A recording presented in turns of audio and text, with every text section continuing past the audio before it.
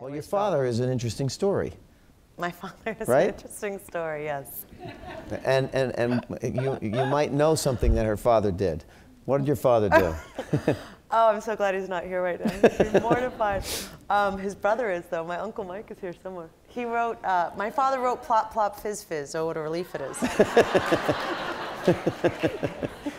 He was an ad guy in New York? He was an ad guy, yeah. Yeah.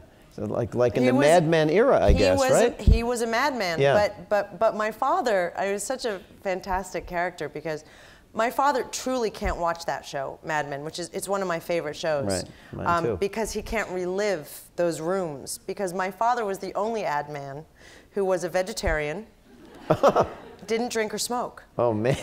So he would go into these meetings and come out always with a headache, and yeah. you know, they'd sit down to steak dinners and martinis. That's what they did. And my dad was, you know, he was revolutionary because in those days, if you didn't eat meat, you were dead. How did he come about with the Alka-Seltzer? Well, how did that happen?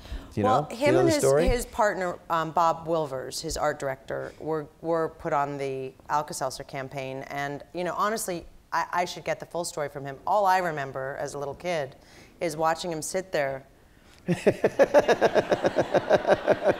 All right.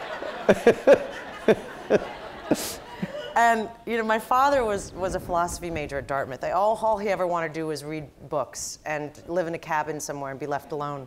And here he was, suddenly he had 2 ex-wives, a new wife, 3 kids, and he had to make a living. And he was a good poet. And poets, you know, when they need to make money, go into advertising. And so, you know, and I remember him thinking, it just plops and it fizzes. It plops and it fizzes. And out came Plop, Plop, Fizz, Fizz. Somebody told me, actually today, I mentioned this to one of the guys who covers advertising for us, and apparently one of the reasons they did Plop, Plop, Fizz, Fizz was because Alka-Seltzer wanted people to use 2 at a time.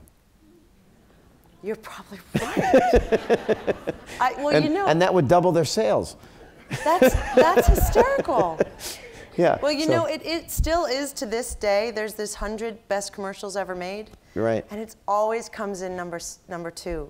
Number 2. You know what number 1 is? Boy, I don't know. My bologna has a first name. I was like, Dad, you got beaten by meat.